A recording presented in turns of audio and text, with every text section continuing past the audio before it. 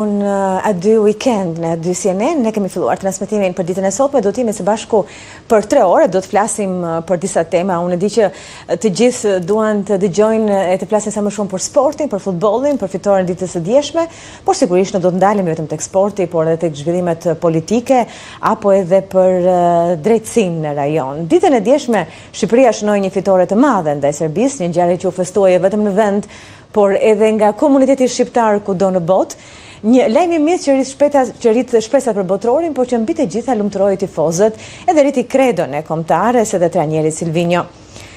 Ditët e sotme gjithsesi nuk janë vetëm festime, në Kosovë po zhvillohen zgjedhjet komunale, të cilat për shumë analistë përbën një test force për partitë politike që duket se ende nuk po gjejnë ekuilibrat e nevojshëm. Ne kemi nisur që herët në mëngjes maraton në transmetimeve tona për zgjedhjet në Kosovë, do të qëndrojmë gjatë gjithë ditës me informacione, me kronika, me lidhje të drejtë për drejta nga Kosova, derisa kuptohet që natë e votimit të mbyllen edhe KQZ të shpallë pse jo edhe rezultatin preliminar të cilin e ka deklaruar që në fillim. Por duke ruajtur këtë kontekst, do të diskutojmë edhe me të ftuarin ton të parë, me zotin Petrit Tafaj, që na bashkohet në këtë lidhje direkte nga Gjermania, një përfaqësues aktiv i komunitetit shqiptar atje, shumë i aktivizuar politikisht, por dhe në jetën sociale, njëkohësisht, siç e njohim në Shqipëri, si një ish student të dhjetorit. Zoti Tafaj, përshëndetje dhe mirë se vini. Faleminderit, përshëndetje dhe mirë se jela. Sigurisht që ne nisim me lajmet e mira, me lajmet e bukura, me fitoren e Shqipërisë, që patjetër do të jetë festuar, celebruar nga komuniteti shqiptar edhe në Gjermani si kudo në botë. Videot në fakt kanë vërshuar dhe kanë qenë të shumta. Si u festua atje? Fitoria e Shqipërisë në ndeshjen e vonit shkaktoi një gëzim të madh dhe emocione të forta në komunitetin shqiptar.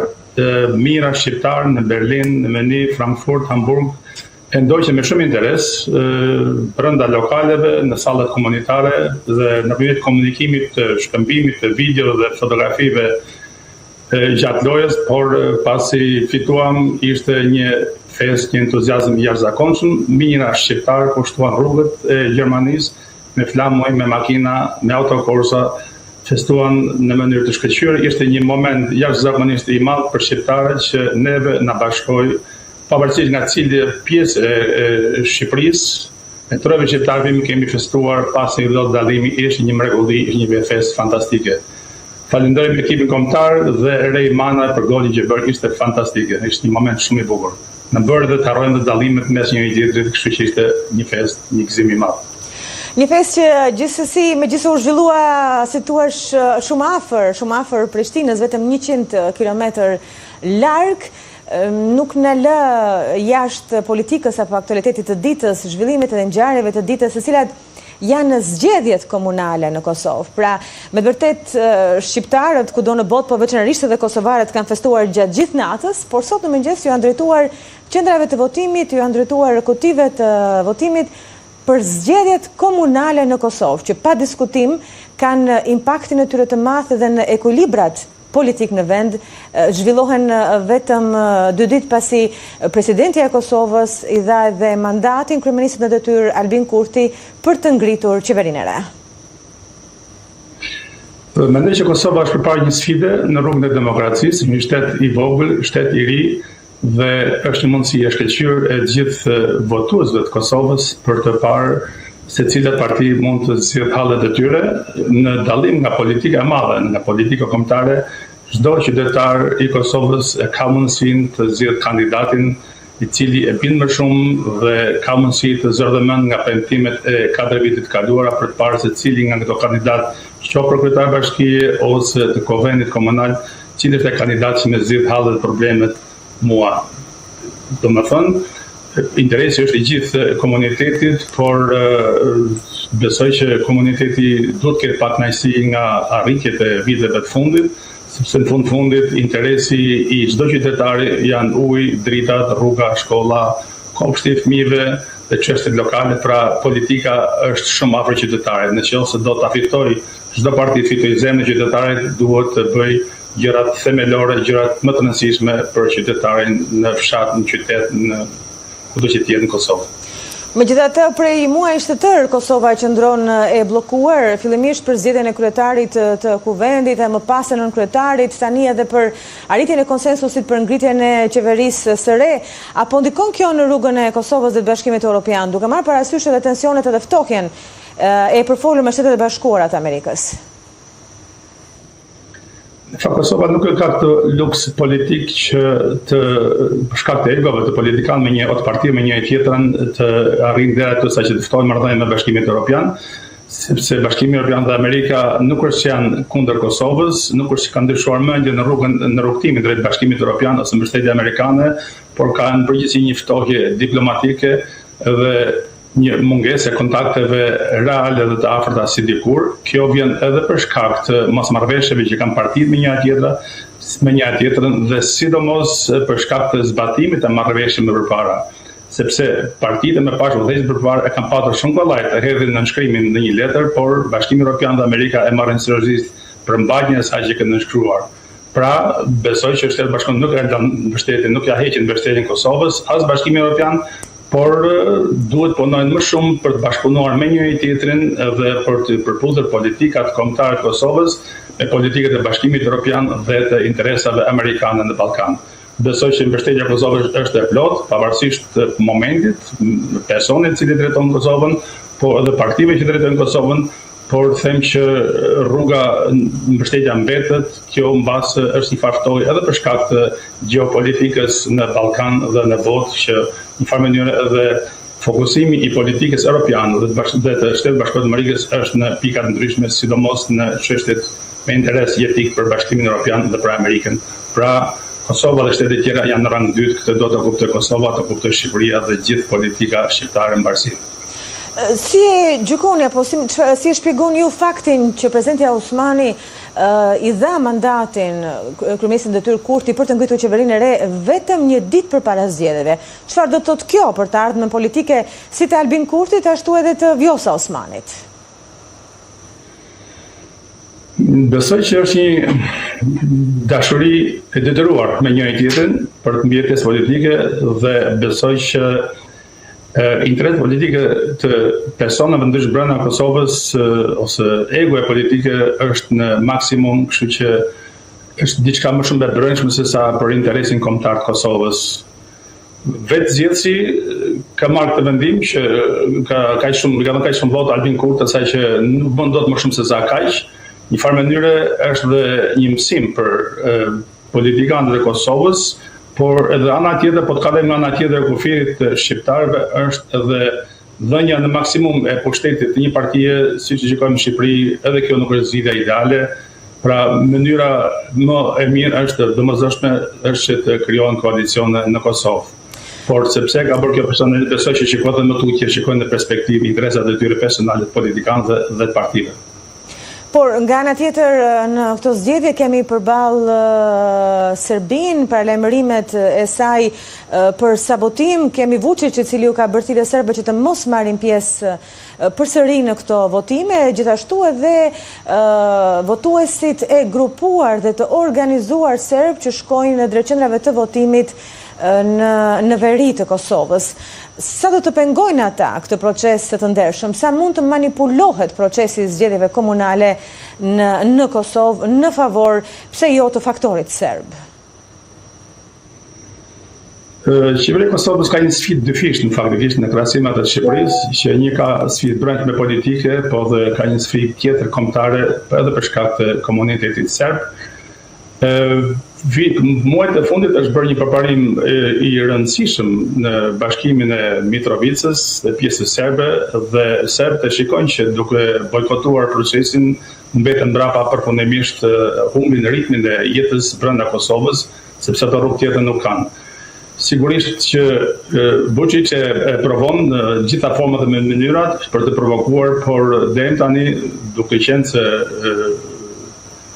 Kosova është në mbështetje të plotë të Shtetit Bashkuar të Amerikës dhe të Bashkimit Evropian, por më shumë të Shtetit Bashkuar të Amerikës besoj që duhet mbeten përpjekje të shtuara, por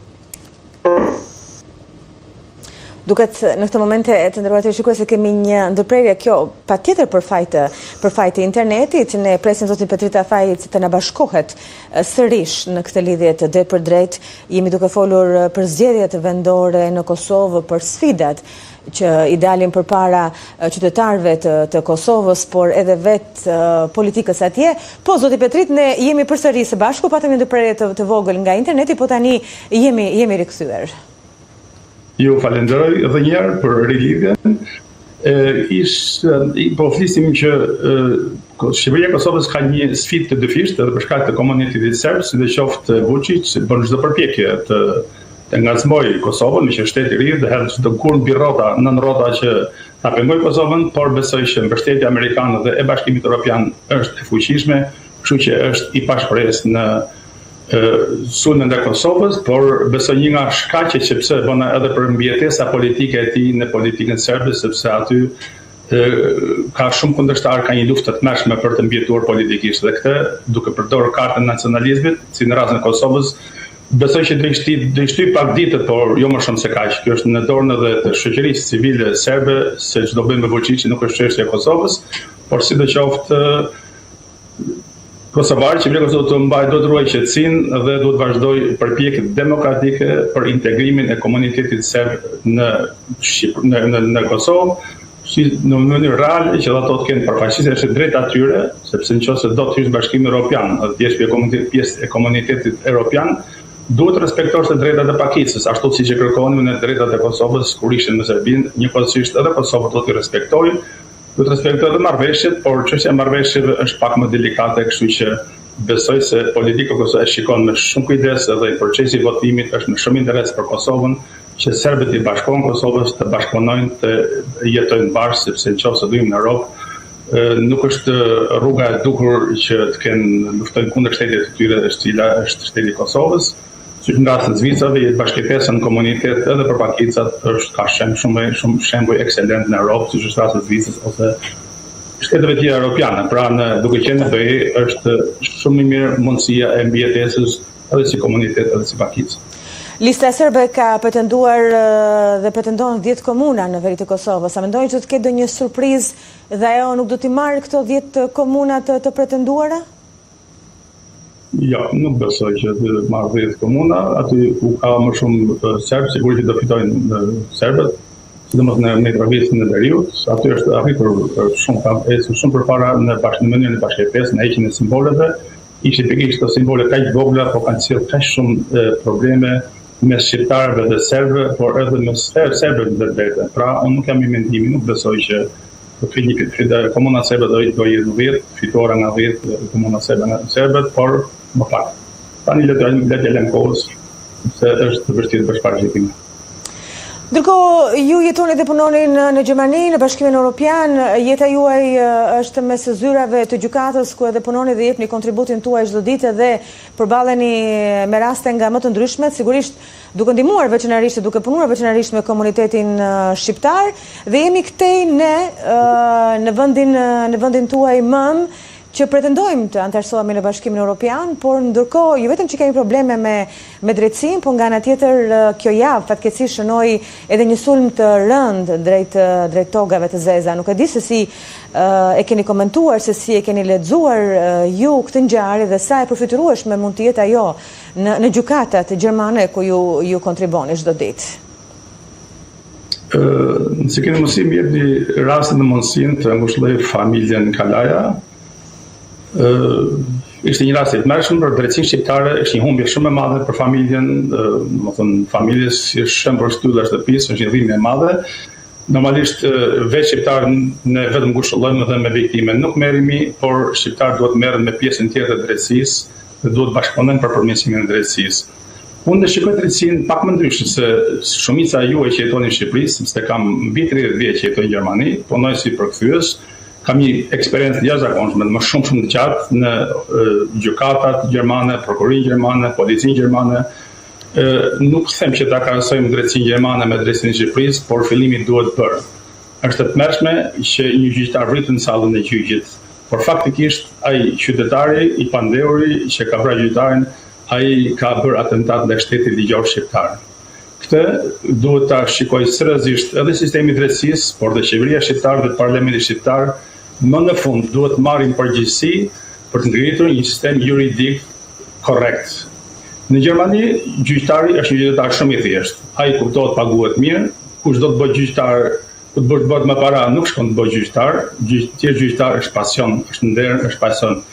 Gjyqtari qytetar i thjeshtë që pushin e drekës del jashtë shtetit, pra mënyra e konceptorit nga merr shumë keq për atë sistem të drejtësisë dhe qëndrimin e gjykatës lartë ose që mblodhen 200 disa gjyqtar, rruga për të barikaduar gjykatën, për ta bërë me detektor me këto, dakord, duhet mbrojnë gjyqtarët, sepse i tillë stadi i zhvillimit të sistemit shqiptar, por kjo është mënyra më e gabuar që të futen bunker gjyqtarët dhe të mbrojnë veten. Kjo nuk ka ardhur rastisht faktikisht, sistemi i tillë nuk ka ardhur rastisht që gjyqtarët ndjen të sulmuar, sepse ato nuk kanë dhënë drejtësi. Një prokuror gjerman, një gjyqtar gjerman, një politik i qetë, ama kur vi puna për të ndarë gjyqin e ndan drejt, sepse qytetarët që hyjnë në gjyq, të dyja palët ndjen të mbrojtur nga ligji, nuk ndjen mbrojtur nga gjyqtari, dhe gjyqtari është vetëm një person i cili përshkruan ligjin nën me nën edhe dënon në bazë ligjit. Dhe ndryshimi është nga përvoja ime sepse dënimi i një të pandehuri nuk është se duhen ta shkatërrojnë pandeurin, por një farë mënyre të japin mundësinë atij të shprehë se ç'ka ndodhur dhe të japin mundësinë edhe për ta kuptojë dhe të mos gabojë më. Pra, dhe ka një komunikim shumë sinqert mes avokatit dhe gjyqtarit. Në Shqipëri një gjyqtar nuk është i lirë të takojë avokat, të takojë njerëz, sepse do dyshohet më njëherë që takoj filani, foli për këtë, foli për atë, pra vendi i vogël dhe gjyqtari presupozohet që bën marrëveshje pas procesit, pas shpinës së palëve. Nësa në Gjermani, komunikimi është i hapur, gjyqtari avokati telefonon me gjyqtarin për dënuar dikë bëj një kompromis, nëse i pandero jo, klienti jo do prandoj këtë, unë do të jap kaq, unë kam këtë bëksha. Megjithatë, po, këtu po flasim për një çështje shumë specifike, siç është çështja e pronave, që çështja vërteta është një fenomen gangren në shoqërinë shqiptare, edhe problemet që vijnë së bashku me ligjin 7501. Pra, nuk po flasim thjesht për një gjyq ku po dënohet dikush për një veprim të caktuar, por sidomos një reagim të një qytetari pasi problemi i tij me pronën nuk është zgjidhur. Dhe ky që si të thuash është një fenomen që në një farë mënyrë apo një tjetër ka prekur çdo shqiptar. Tani duhet të bëjmë dallim shumë qartë mes ligjit dhe gjyqtarit. Ligjet i bën parlamenti, 7501 është ligj shumë i gabuar, shumë i keq për shqiptarët, por pasi ligji ka dhe ligje tjera që janë vendosur 7501. Problemi është që te gjyqtari duhet ta zbatojë siç thot ligji, nuk është gjyqtari aty për ta komentuar ligjin, ligji i bën parlamenti. Dhe është shumë i keq ky që është vrarë gjyqtari, mund vritet edhe të tjerë, por problemi nuk është i gjyqtarit, faktikisht është problemi i parlamentit dhe shoqërisë shqiptare. Në fundit në gjyq ka dy palë.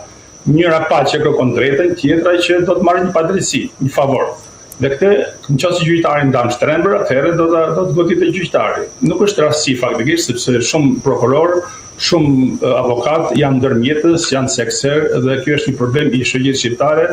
Kjo pjesa që më pyet për Bashkimin Evropian, kjo është thjesht një mozaik i vogël në drejtësinë shqiptare, por të Bashkimi Evropian duhet të jetë një drejtësi funksionale, një shtet që njeh pronën, një shtet që njeh të drejtën e ankimimit, një shtet që njeh i bën gjitha procedurat pavarësisht se kush është ai, bën gjitha shkallët e aplikimit dhe shkallët e ankimimit.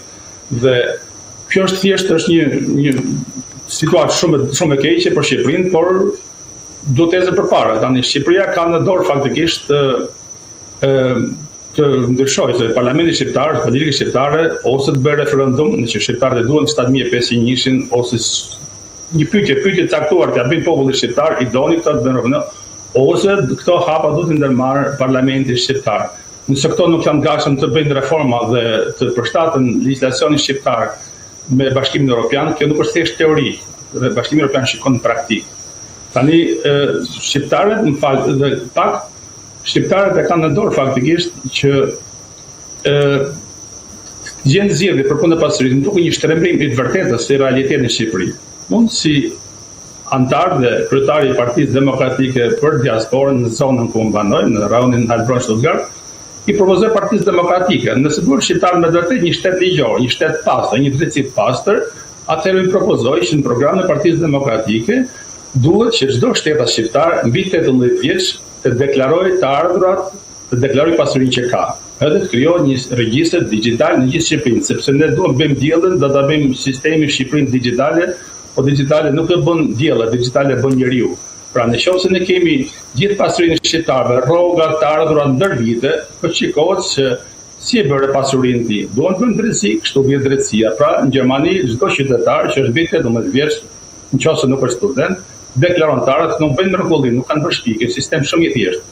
Deklarohet se pasuri sa pasuri kam unë, sa kam rrogën, sa kam bërë këto. Gjithë familja ime, deklarim që si e familje, ke edhe favorën dhe taksat, për të zbritur taksat, për të paguar më pak taksa. Shqiptarët kanë mundësinë, Partia Demokratike ka mundësinë, opozita gjithë ka mundësinë. Pra, është e vullneti.